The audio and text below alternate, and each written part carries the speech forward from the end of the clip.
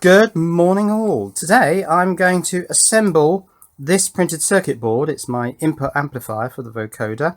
It has a couple of op amps, lots of resistors and capacitors, two full-size pots which go on the front panel, and although it looks like there are two dual inline ICs sort of embedded under the pots, they're actually just connector points for sockets, mono jack sockets, which sit under the board. Now, I've partly assembled one of these boards and it's screwed to my vocoder front panel, and that's the one I'm actually going to solder up today. I'm not going to do this bare board, nice though that would be. So let's take a look at the one that I've sort of partly assembled. So here it is on the vocoder panel. You can see that the pots are on there, and then on the underside I've got these two mono jacks, and they're slightly stood away from the main board by these little daughter boards and kind of Arduino DuPont style pin assemblies, so that I could vary that pitch to get it to fit the matrix of holes that I had punched on this front panel. And on the front you can see the two mono jack sockets there. They're plastic type, which I really like because it's black to match the panel. I really like these black and sort of luminous green knobs. I think they just look absolutely fantastic. But anyway, I want to take these off now. These just pull off, or at least they do in theory. Can't get a purchase on that. Oh yeah. And I've got a perfect spanner. Goodness, that one is very tight. A perfect spanner. This is a 10 and a 13. 10 fits these nuts perfectly. So let's get that off and start soldering the remaining components on this board. So here's the board, or I suppose it's now a module, removed from the front panel.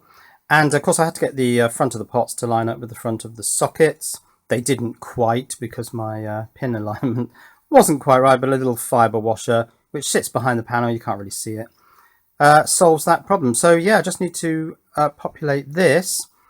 A couple of ICs, I'll probably put those on last. Resistors, capacitors, I think I've got most of those. I may not have the electrolytics, so I might leave those till later. Now it looks like there are also three dual inline sockets here, but again they're just connectors, and the idea is to make a daughter board for these phono sockets, which I've now designed and sent it away. They should be here soon. A little bit tricky because it had these blade connectors, so I've actually done slotted holes in that one. Be very interesting to see how those turn out. So those will sit up on their little daughter boards here. And I think the output from this board goes to 3 places. So I'm going to put 3 phonos on here, and that can go off to the 3 other parts of the vocoder. You can see that this signal is actually just routed to those 3 connectors. It's the same signal coming out of all 3 sockets. So those won't go on today. That's a JST connector. I'm not sure whether I've got a 3-pin JST socket or plug, I suppose it is, if the pins are in it. So it's going to be mostly, I think, resistors, capacitors and ICs. And I think I'll put the ICs in sockets. It's probably not sensible, after having done all this work on the pots and the connectors here, to then blow an IC and have trouble replacing it. So I'll put some sockets on those. Now I've got a few IC sockets, these turned pinned ones. I really don't like the leaf type. I don't think I even have any. But I tend not to use these IC sockets anymore. I actually prefer using these strips of turned pin sockets. It's the same thing, turned pins, but individual strips, because you don't really need the bridging pieces across. It's actually very easy to put the chip into these sockets first, solder it in, and then pull the chip back out, and you're just left with the sockets. And in fact, you can use an old dead chip, or you can use a 555 or something cheap while you solder this in, and then pull the chip out and put the actual proper chip in after you've done it. So I think that's what I'll do. I might even do that first, actually, because I quite like the idea. Now, which soldering iron to use? I normally gravitate towards the TS100 because I've kind of made up a little connector that fits my power tool batteries, and it's just really quick and easy to get this thing fired up. And I've got an appropriate little sort of wedge, not chisel, one of those sort of angled bits on there, which is perfect for this sort of work. This bit is not really ideal. It's a little bit oversized. It's a sort of chisel wedge tip, and it's a bit fat. But I think today I'm going to use the TS80 because I want to start getting used to this thing. So I'll put the TS100 to one side. And what I've got here, and we do have some sun today, so I have some power, is one of these quick charge compatible 12 volt or a range of voltages in to 5 volt out. But because these are quick charge, this soldering iron will immediately negotiate 9 volts, so it can get its 18 watts of power from these sockets. So let's plug that in. And this has a really lovely flexible silicone cable. Plug that in, that should power up. Version 106. So it's saying that the bottom button is for heating and the top button is a spanner, so that's for settings. So I want heating, and that should fire up. I can't remember what temperature I've set this to, and the user interface of these two buttons is ever so slightly different from the TS100, and it always foxes me a bit. Right, that's up to temperature 320 I've set this to, that should be fine.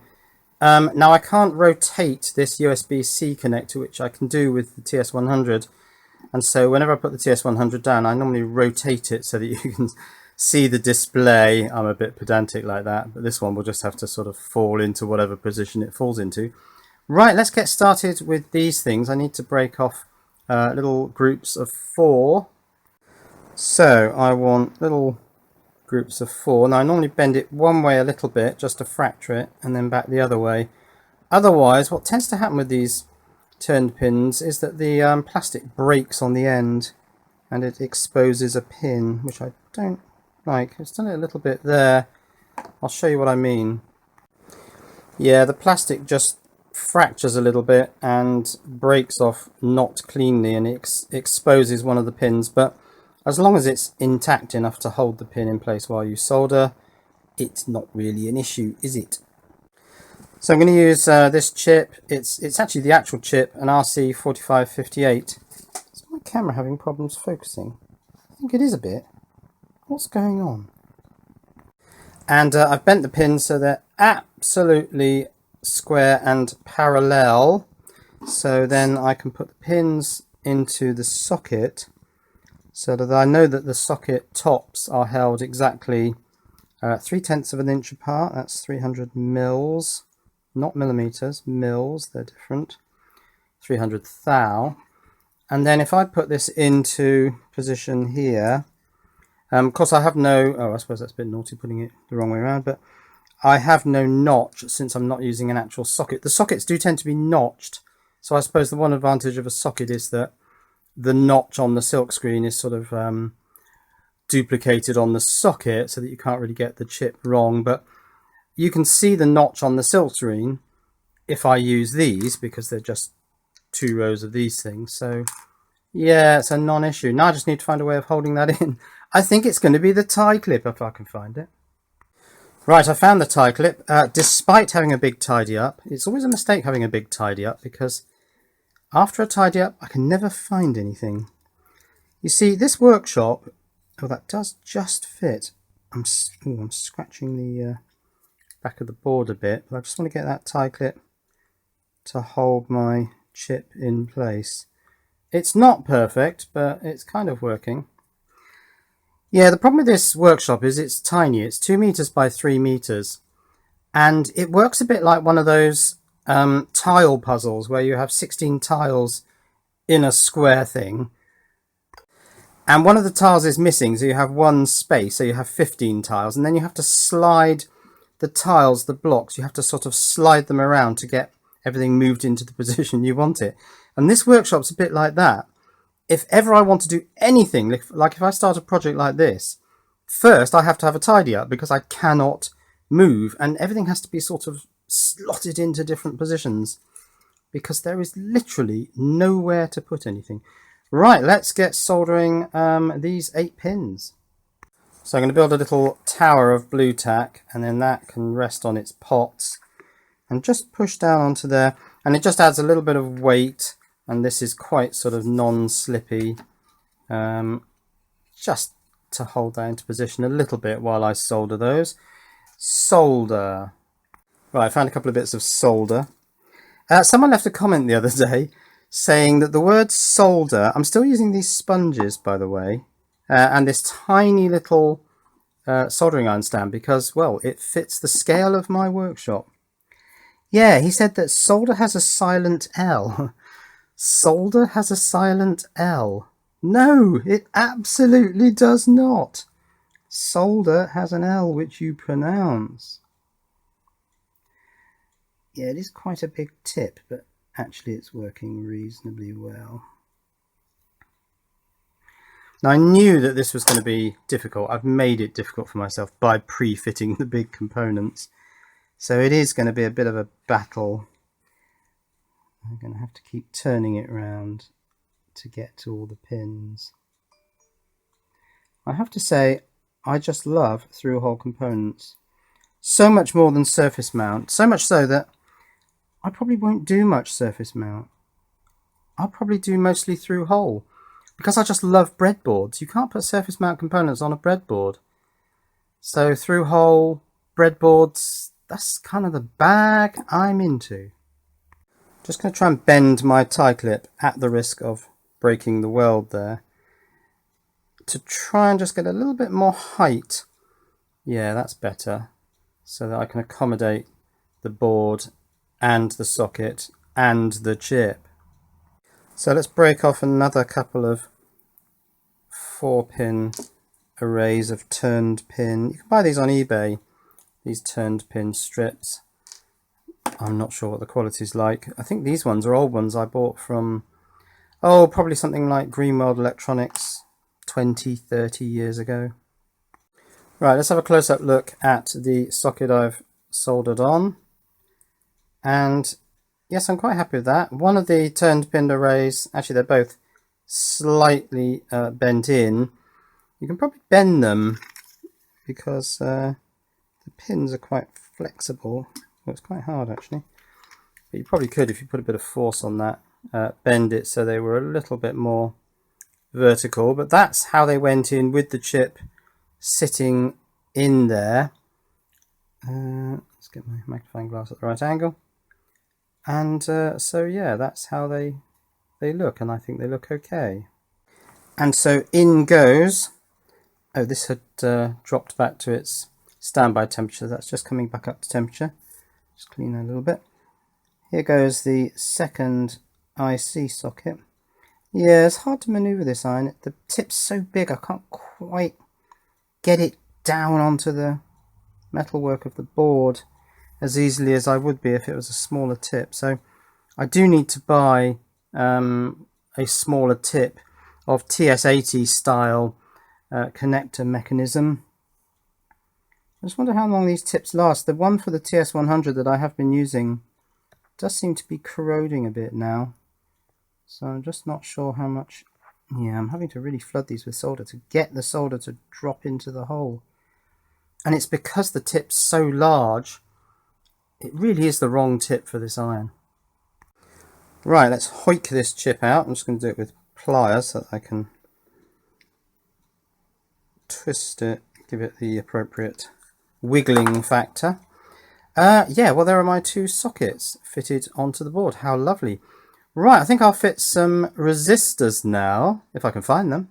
Actually, my resistors are really quite well organised. I'll go and get the strip of little boxes that contain 47K. It might also have the 51Ks and the 1K5s. You never know your luck. So yeah, my resistors are very neatly organised in these little Wentai. These are for surface mount components, I think, but they're perfect for resistors. So 47K. Let's get a couple of those. I think I saw that I needed two. I need a couple of 51Ks. Let's get a couple of them. I think most of these resistors, or a lot of them with these yellow bands, came from the big sets that you can get on eBay, where you've got to be careful to get 1% if you want 1%. There's a lot of 5% sets out there. I didn't want those because these are for audio filters, so they've got to be accurate. Yeah, 1260 resistors or something, and that will give you the resistors you want. You'll have a lot left over that you don't want, but yeah, so that's those. What else have we got on here? 1K5, that's in the other strip, I think. and 11K. Right, here's 11K. I think I only need one of these, but I'll pull out two. 1K5, no, that goes down to 4K7. And there's the 1K5, so let's have a couple of those. And that's the resistors. Let's get them in the board. Right, 4-band. I'm getting used to 4-band gradually. That's clearly 1-5, starting from the left. And then black-brown is just 0-0. So that's 1K5. I think I need two of these. Now I'm going to fit these how I fit them, which is to bend them with a fairly soft radius and then put them in the holes, and hopefully that means that it's sufficiently oversized that it will just sit there with its own friction. I watched a video the other day, and someone who will remain nameless, although you can probably guess who it is, had fitted all the resistors and then bent the leads absolutely flat to the board, soldered them, bent totally flat. All the leads were just like a rat's nest of flat leads, soldered them and then cropped them off. Horror of horrors. No. And as you can see from this quite symmetrical circuit, it's all symmetrical. 51K there, 51K there. My 1K5s I've just put in are on opposite positions, a couple of 220Ns there. It's really nice if you can just lay stuff out symmetrically. It's just beautiful. Right, those sit there perfectly happily with a little bit of their own friction, and now I solder them. And I suppose the thinking behind having the legs come straight up through the holes is if I ever want to take these components back out, I probably won't, but if I ever did, it's so much easier if you didn't bend them all over flat to the board. Now I know some people advocate bending them out just a little bit of a splay, but my technique is different again. I just bend them with a soft radius so that they go in as a friction fit. And then you don't need any splay at all. And that's how I like to do it. Your mileage may vary. And I'm sure it will. Let's face it, we all do these things slightly differently, don't we?